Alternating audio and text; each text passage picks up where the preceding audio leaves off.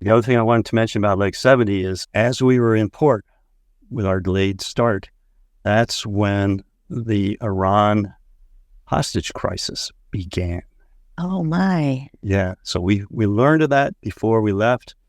On the Challenger, there was almost no contact with the outside world. Every once in a while, a telex will come in, or there was a ham radio operator that you could attempt to call your relatives on or your loved ones, but that was going through a couple other ham radio operators, and you knew they were listening in.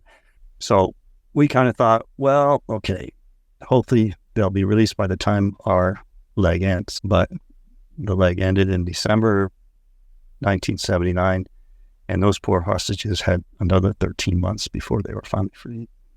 Is that something that is always in the back of your mind when you're out to see what's going on in the world while I am here? I mean, certainly you're concerned about family and friends that are back home, but there's always global events, and you're just so isolated from that daily news update. I imagine it is something every once in a while when you do have a moment of downtime when you're not working with your data. You're like, I wonder what's going on out there.